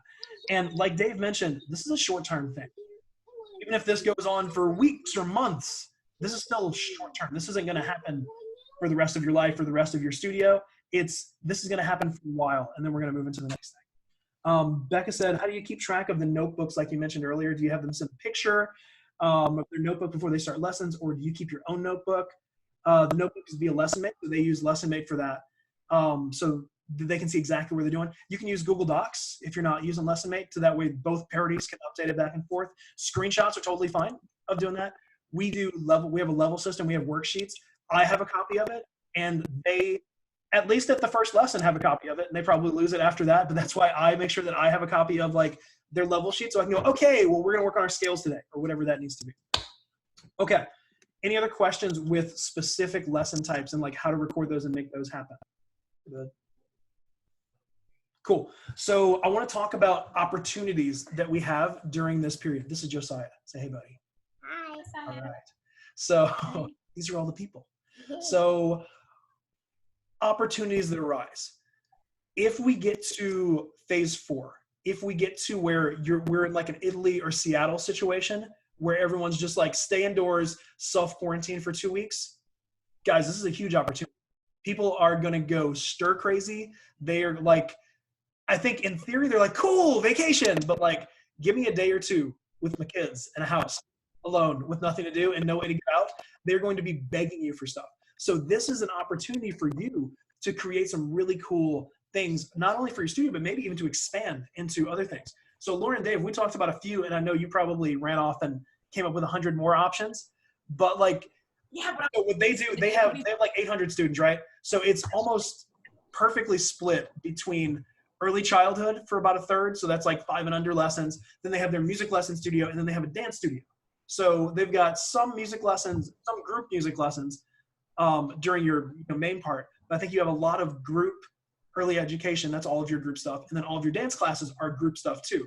So we started looking at like, how could we do really cool group things that would still be dynamic when you're at home, right? So what did you guys come up with? Well, there's like so many things. So for this group, maybe they're doing more lessons in group lesson kind of thing. Yeah. And so what you could do, you could come up with little videos and keep them 2 minutes or shorter. Like everybody, I just had a parent today say, hey, I'd love to start getting my kids piano lessons, and you guys are too far of a drive for us. But yeah, if you guys do some virtual lessons or something like that, we'd love to do it. So you don't even have to do it in the same room, man. You could just come up with like, okay, here's a video on the twins and triplets for your 6-year-old. Yeah. Well, we would say, do you see a pattern? Don't tell them what the pattern is, folks. You keep this like, and then the next one, you have like these sequential things. And then maybe you do a completely different thing for songwriting. Say, okay, we're going to talk about, we're at home. So I'm going to give you a couple of beats here, pick this beat. And here's a garage band. You can find it. You can even do a separate garage band thing. You can even do a singing thing. Like those of you, everybody wants to work on their singing at home. Here's a way to warm up your voice. Here's a way to breathe, blah, blah, blah, all that stuff. Or you could even say, are you embarrassing your kids at parties with your dancing? Here's some skills for you. It's like, it's an opportunity for you to like create both things, because I know there's things with all of our students we're like, oh, I just wish they were better at this. Opportunity to create that. Or what I was loving with you guys when we were talking about it was the ability to create live experiences, because you've got a dance. Yeah. Like if you're there, you go, hey, we're gonna do a gymnastics class for kids. So like if you've got a 9-year-old guitar student, you still get access to this stuff because it's part of it. So that could be like if you teach everything, you're like, hey, we're gonna do a voice lesson, like a voice warm-up today at 10 a.m. Come and hang out. And just send the link to everyone, because we've had 20 plus people in here today. There's no difference if there's 2 people in this group or if there's 20 or if there's 50. It's all the same. So if I'm doing like, hey, let's do a vocal warm-up, and we do this and we do it, or if you're doing a dance class and like, hey, we're all going to do our thing, like that's cool. Like everyone gets to take part of that. If you're going to do, hey, we're going to do an acoustic play along class. So I'm going to send you the chord charts in advance. I'll play along. You guys play at home with me. Do that. Drummers, you can jump into. Just leave the mics off for everyone, but they'll hear you, and you can do it. Family ukulele, Laura said. So like, there's all these, like, let your teacher brains go nuts of so many cool things that can happen. This is mostly phase 4 stuff. So if you're phase 3 and you're still teaching, you're still in your studio for some of it, basically just keep it going as normal. But if you get to the point where you're shutting down, you're going, we're closed for a week or 2, look at ways that you can just provide something really dynamic. So you don't have to provide a 1-for-1 thing. You don't have to say, you come for a 30-minute private piano lesson, so I'm going to give you a 30-minute private video piano lesson. You can go, hey, in place of our lessons this week, we're going to be posting a ton of live chats that you can jump into. So here's the list. We've got 10 different things that we can do, and you can actually teach less hours by doing that type of thing, but it gives them all these different possibilities and all these different things that they can jump into. There's studios that do that with group lessons in general, where they say, hey, 1 week a month or 1 week a quarter, we cancel private lessons and we do breakout groups, or we do groups and you all come and hang out for that. This is the opportunity to do something like that.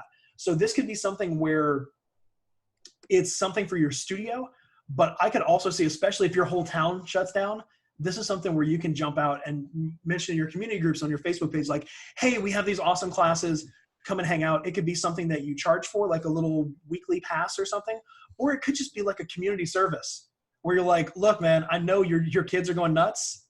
Come and hang out. Like, we've got this class that we'll do. It's a live class. They're going to have fun. And then if you like it, come and hang out with us once all this craziness is over and do something there, right?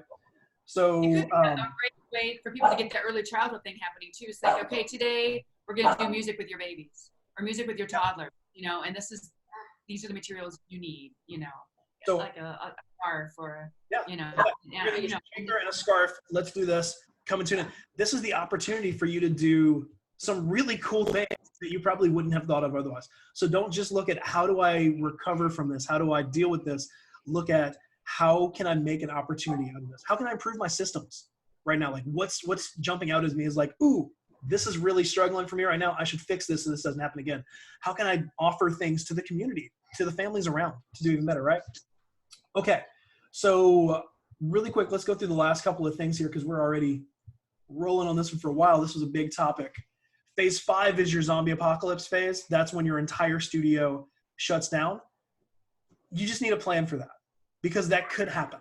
So the big thing there is like, what do you do for income? Like if this is your income for your family, if something happens, if Katrina comes through, if you have to go on maternity leave for 3 months or 6 months and you don't have a plan for what's going to happen there, like what happens if you break your arm, if you are in a coma for 2 months, like what's going to happen in those situations to where you can keep going? Do you have a sub? Because it doesn't even have to be something where the studio is closed. It could just be you are incapacitated, right? So the idea is like, do you have someone that could jump in for you? Do you have another way that you can make income? Savings is the big one here. Like if I say we've always struggled to maintain a savings account. We've always been like paycheck to paycheck until fairly recently.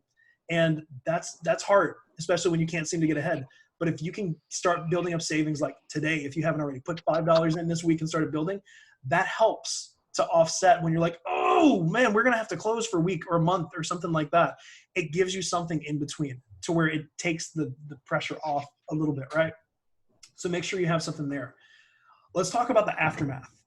So whatever this is, however long this lasts, whatever is going to happen with it, there's going to be an aftermath to it. Already right now, the US stock market is like it's it's low right now. Like things are crashing.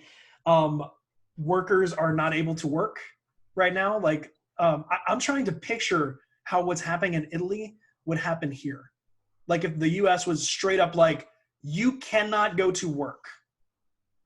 Like what would that do? Like, oh my God, that would be devastating, right? Even if they tried to do some kind of like universal thing to help it out, like that would be hard. So you have to deal with the aftermath of like, people are probably getting their hours cut. People are probably having to pay for more things. Apparently they're buying all the toilet paper. So like they're blowing their whole like grocery budget every month on that right now. So that stuff is going on. Okay, good. So you have to figure out kind of what that's going to be. Savings helps a lot with there. It's going to affect the economy. Music lessons are the first thing to go. So we talked about that. Like if you went through the 2008 recession, it was hard for a lot of people. Chris, he was on the podcast, that first episode, and he talked about that. Like things were going great. They had a big studio, everything was fat, and then that recession hit, and boom, then they had to build back up again. Be ready for that. Don't let it surprise you. Don't be like, oh, this is the thing. Start off. This is a good chance to offer things. So maybe you start doing these online lessons and go, I kind of like this. Like, this is pretty cool. I love the like interaction, or these online group lessons that I'm offering, like the dance classes and things like that are really fun.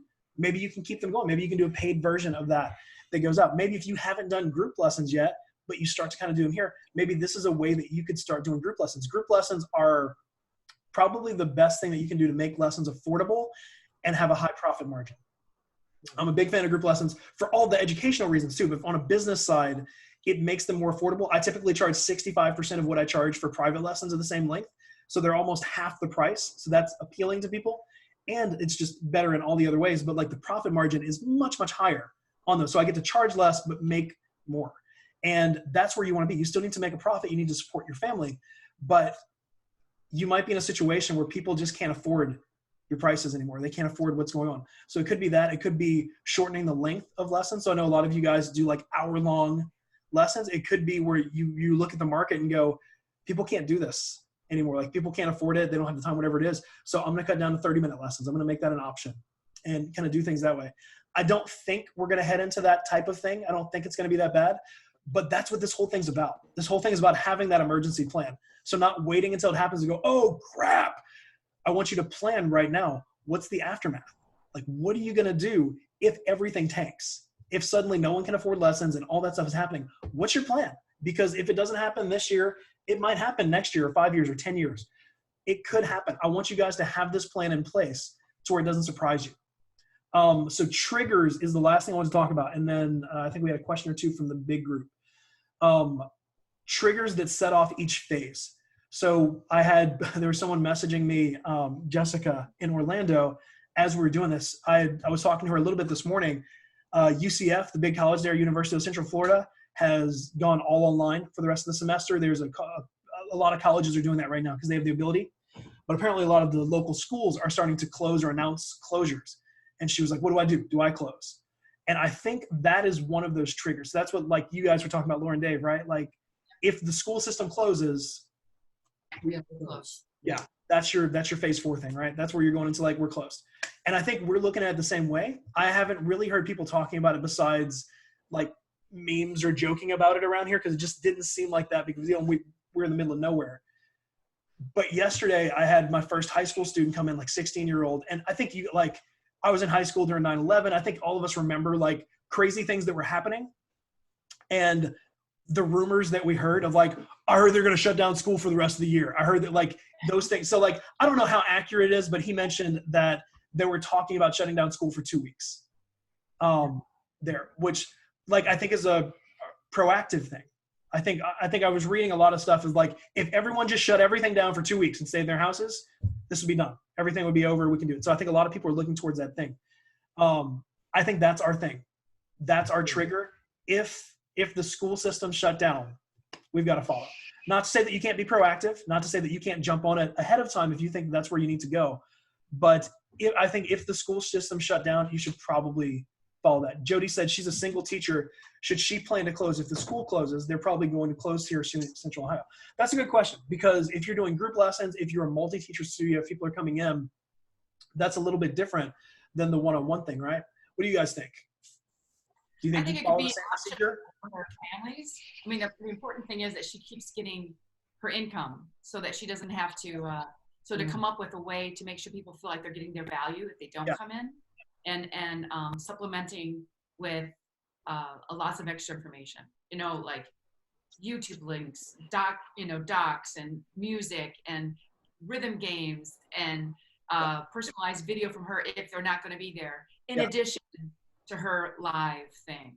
I think just giving them so much stuff they couldn't possibly more value than they need. I never miss lessons. Like, I'm never sick. I don't do that. A few weeks ago, I had to miss a day because I was sick. Like 6.5 years we've been open, I've never missed a day. Missed it, used LessonMate. And what I did was sent them a video, and it was like, it wasn't a full 30-minute lesson, but it was a 15-20 minute like practice video where I went through and I was like, here's the thing that we're working on. And like, I've talked to them about it, but what it was like, legit, here's a 10-minute practice video, hit play, let's do this thing together and work through it. And that's something that I would not have done otherwise. I don't have the time to do that. No one has ever used LessonMate for a teacher missing ever. Now it is. Now it's a thing. But you have to do that. Yeah. And your people didn't even question it, which is they didn't. I thought they would. I thought there might be some kind of thing, but no one's mentioned it at all. And I think part of it was I just didn't make it a big deal. I just said, here you go. Here's this thing. I'll see you guys next week. I gave them enough to where it was fine. Like, I gave them more than enough. And if anyone questioned, that's what I would tell them. Like, I sent you guys a video that is way more worth that one lesson that we would have got. Like, he can do this for weeks and months on end. And I love him and I love working with him, but like, I wasn't going to have the time to sit down and do this otherwise. Now he's got this really cool video that he can keep using in the future. So like you said, it's providing value. If you just go, hey, yeah, we're just going to do it online, and it's like a thing. And it's like, not that that's not value, but it is a lesser version of it. I don't think there's any way to spin this to where it's like, it's exactly the same. It's great. Like, it is a lesser version to a degree, unless you're doing something to add value to it and make it better. Because I'm not saying that necessarily video lessons are not as good as in-person lessons. There's a lot of people who do great video lessons, but they do something extra. Extra. Even if that extra is just the ability to send YouTube links or send charts or send that PDF or whatever it needs to be. Okay, so let's look at a couple of the questions we had in the group, and then I'll open it up for any kind of questions you guys had with stuff. Courtney asked, can you cover how to help parents not freak out about money and choose to continue paying for lessons? As soon as people start being sent home or on a casual basis and get less shifts, they start cutting back on things, right? Such as piano lessons. I'd love to chat about how to help parents see the value in continuing their parents' things. And that's a hard one because I think a big part of it is just being proactive. If you plant the seeds, if it's there before, that like, hey, we know this is a thing, we're on it, we're gonna keep going, this is gonna blow over in a few weeks probably. Like, if you lay the groundwork for it, it's good. If it's that other stuff we talked about where those like phase 2 people are coming in, the ones that are like your early adopters, and they're telling you what's gonna happen because you haven't told them what's gonna happen yet, I think that's it. So I think a big part is being proactive.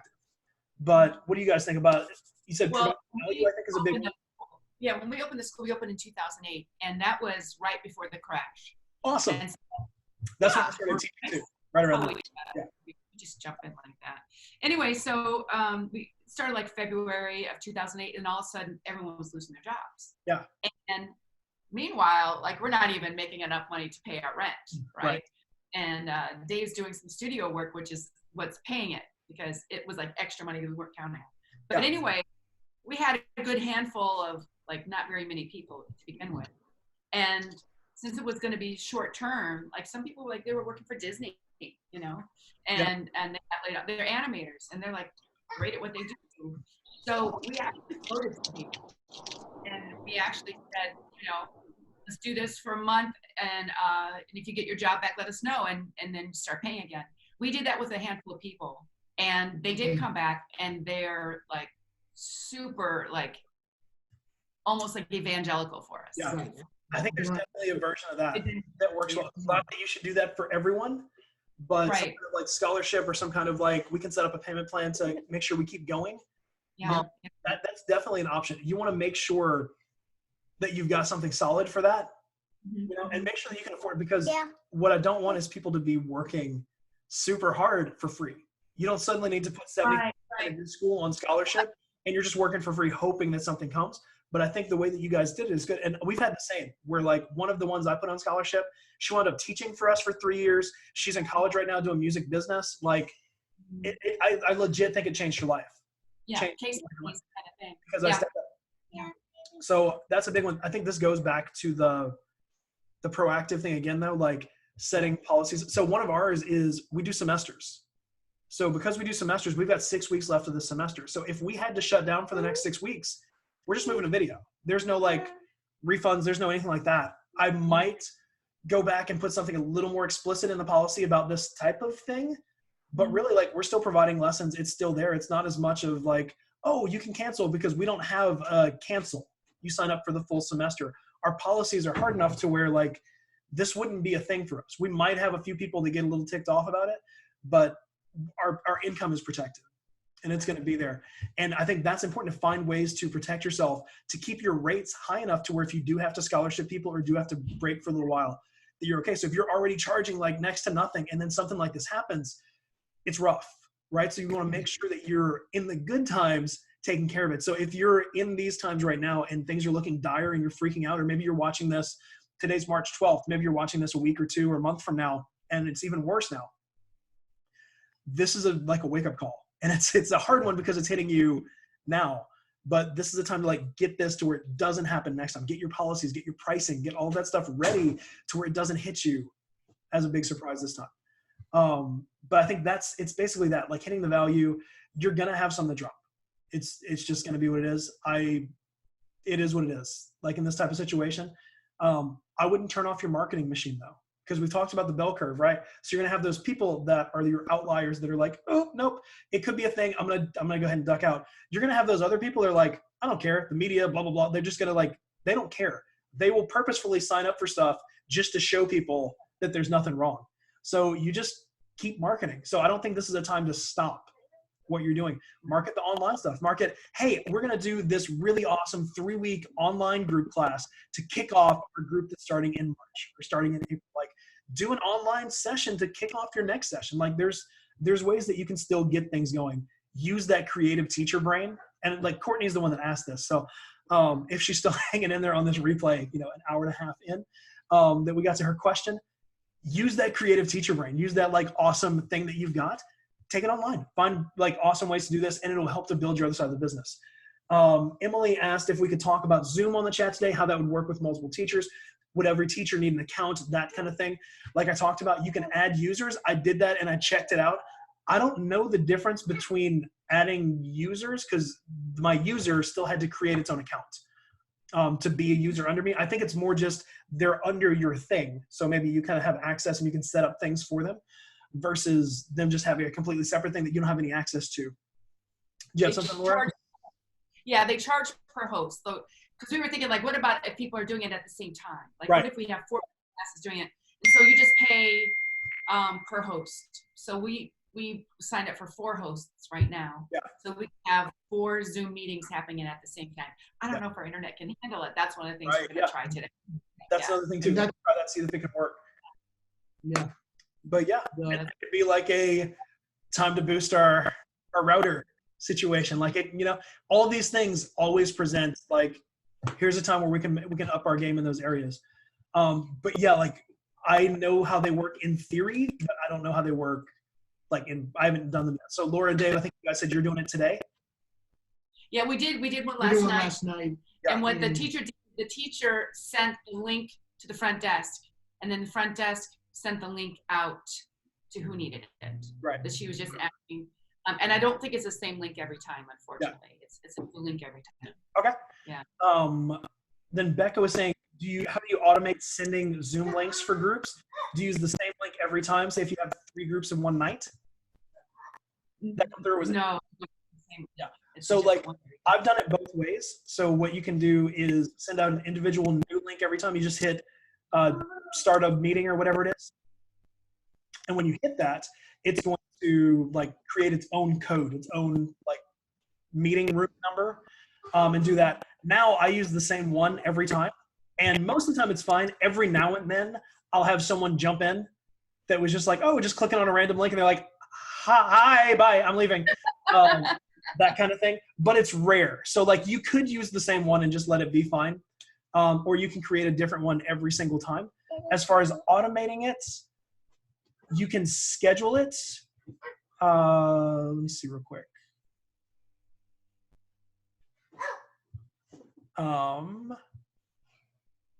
Okay. If you were to use the same one every time, you could set it up in your like lesson reminders that you already have set up through MMS or Teacher Zone or whatever, something too. So you could do that. That would probably, since it's like for Becca, I know it's just you. If you had multiple teachers, you probably have to set up a little bit differently, but since it's just you, you could do it that way. Then what happens is if someone jumps in, you just say, hey, we'll see you in 10 minutes. And kind of like I can kick you guys out of here if I want to. You just click on a little button and it goes away. So you can do that if you need to. So I would probably play with it, honestly. Like you could go both ways. So I'm not going to say definitely do, because having one is easier. I don't have to like think about it. I can just post this link every single time. But having multiples makes it easier in the fact that they're separated. So I would say try it out if it works for your area. But you can schedule them. You can send out, I don't know that it sends reminders like I wanted it to because I haven't done it that way in a while. I just do it on my own now. But I know for a while, basically what I wanted to do is like create it and then have it send something and like add it to people's calendars, and it wouldn't do that. I think that if you're familiar with like Zapier, that kind of thing, the ones that like connect other apps to each other, I think there's probably some that will connect to Google Calendar or to Gmail or whatever and set some stuff up. I just never did. So there's probably a way to do it, but even if you have to just do it one-off each time, it's not too crazy, even with the amount that you have.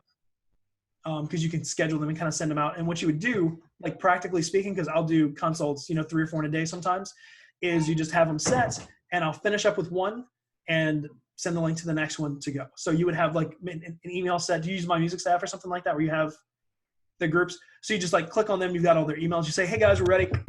Send it over and do that. So whether it's the same link or a different link each time, I think the different link thing would work just fine. Like if it was me, that's probably what I would do. We use My Music Staff. It's all set up there. I would just hit join a meeting, like host a meeting. I would click the link, the invite link, and then I would send it over to them. And then when that one's done, I would open up again, host a meeting, click the invite link, send it over, do that way. There's probably a way to automate that and make it smoother, but it was never that big of a concern for me to go through and figure it out. Okay, what other questions do we have?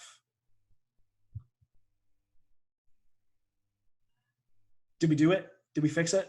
Is everybody okay now? Okay. I know we didn't get all the way there. Maria, how's it going over there? I know like yours is, because you were saying today you had a few people start dropping already. You're probably in that like level, like phase 2, phase 3. Yeah, actually, after this conversation, I'm pretty sure I'm in phase 3. So before I was like, oh, maybe 2, maybe 3. I'm pretty sure I'm in 3 right now.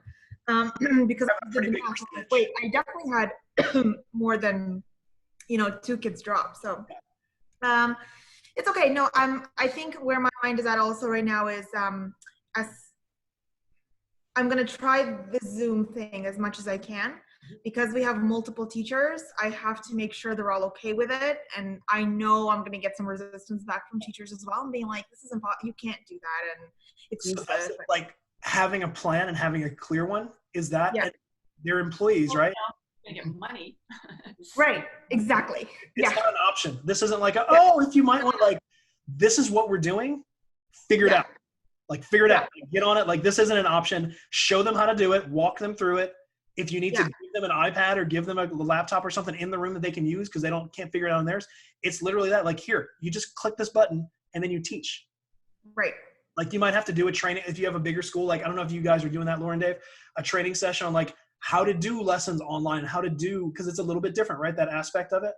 But whatever it is, especially if they want to make money and get paid, like, because what's the alternative? We just won't have any students. That doesn't work either. Like we're all in this boat together. So get them on your team. Yeah, for sure. But also make it really clear that like, this isn't an optional thing. This isn't like, oh, I don't do technology. Like now you do. Let's figure it out. Yeah. So I think I need to set up to make sure, because if I have like 4 or 5 teachers working at the same time, much like Laura's saying, I need to have the infrastructure ready on my end, and B, I need to have enough technology to hand out to all of them so that it's ready. And then I'm also thinking about a little bit about for the kids that do quit, because inevitably there will be a few, the best ways of keeping top of mind, the best ways of like keeping in touch. Yeah. But I think we've also addressed that in terms of just throwing out like a group ukulele lesson, or hey, why don't you, we haven't seen you in a while, why don't you join us? There's a few options you can go, because you're going to have people quit. So you can go hard and be like, cool, so it's the 30-day cancellation policy. It's like, I do think if you don't have this in your school, you probably should have this in your school. If you drop lessons and you have a registration fee, they need to pay the registration fee again. So the ones that like take a break for a few weeks or take a break for a month or two, cool, there's a $50 registration fee when you come back in. That way they're not just popping in and out.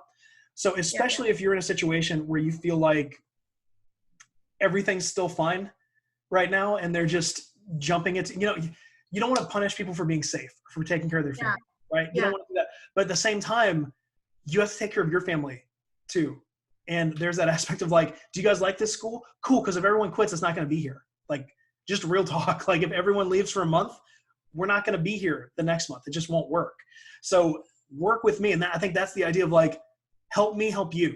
Like, what can we do? Kind of give, if I don't love the idea of doing a reduced thing, but that could maybe be an option too, where you go, hey, so because of this and what's going on, we're going to reduce it to half payments for the next month.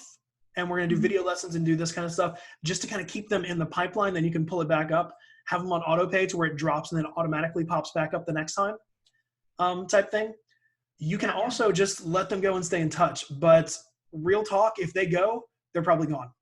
Like, even if they love you, even if they're your best student, even if they've been with you for 5 years and they're the best thing ever, once anyone gets a taste of freedom, or once you get that change in your schedule, it's easier just to keep the change than go back to something. So making up a percentage on the spot here, 80% of the time, if they leave, they ain't coming back.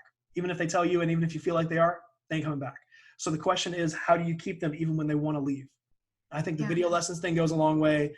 I think providing tons of value. I think Jody mentioned like the governor of Ohio is about to close public schools. She's thinking that thanks for the ideas of how to make this time exciting and not scary. I think that's it.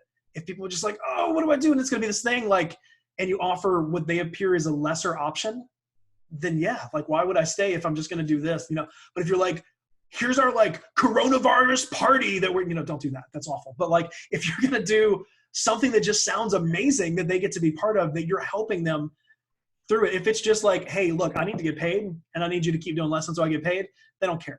They don't care about you that way. But if you say, let me help you. I know that like we're canceling schools, your kids are going to be sitting at home. I've got all these awesome things planned for students. I want to help you guys. I want to help you come up with some really cool stuff that you can do. That's it. If you can provide a value as a music teacher, but just as a person, if you can connect with people and like show them like that's where it's going, I think that's where it makes a difference. And that's the opportunity you have in the community too. Like if you do these online type courses where you say, hey, we're going to do a dance class at 10 a.m. We're going to do a baby's class, like a toddler kind of thing. It's live. You just click. Share that to your like community groups. Put that on your Facebook page. Let them come, even if they're not student. It doesn't cost you anything to have more people join your little group. But like that's something where they can go, hey, this was cool. Maybe we'll check them out. It's a way that you can build on what's there. So if you go into a negative spiral, if you just go into like the world is in, if you Chicken Little this thing, it's going to be bad. But if you look at it as opportunity, if you look at it as this can be a good thing, no matter what happens, you're going to come out stronger. So if you look at it and go like, okay, I probably need to fix my policies and my pricing.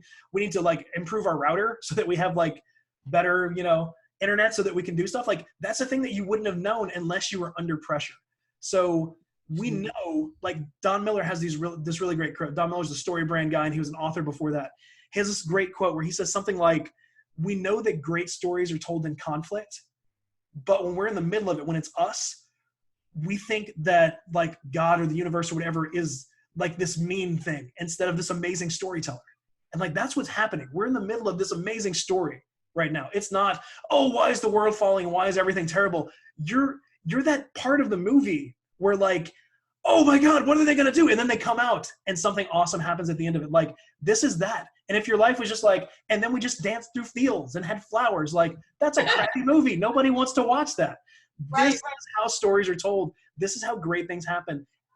Like the Studio Challenge, every great thing in my life has come through. The reason the Studio Challenge is here is because I couldn't figure out how to run my school. Like I was like, I want people to talk to. I want to talk to people that know about this stuff because I was struggling with like, how do I market and how do I do things and how do I get all these things? this exists because my school had problems and because I didn't know how to fix things. You're going to come through this stronger and better if you have that mindset. So the first thing is make sure you have a mindset of like, we're going to fix this and this is going to be awesome. Be on a team with your teachers. Like you said, my teachers are going to be like, oh yeah, we don't want to do this. Be on a team with them. Like, we're going to do this. We are going to figure it out together. Do the same thing with the families. We are in this together. Man, this is crazy, right? Like, we're going to figure this thing out. Like, be with them, not over them, or, you know, like be with them, figuring it out together. Laura and Dave's email when they sent it out, hey, we've got kids too. As parents, we understand that, like, talking about that, being on their level, do that, kind of be with them. Okay. Any other thoughts, any other things that you guys would like to cover or talk about, anything like that? Cool. I think 2 hours in, I think we covered a lot of stuff here. So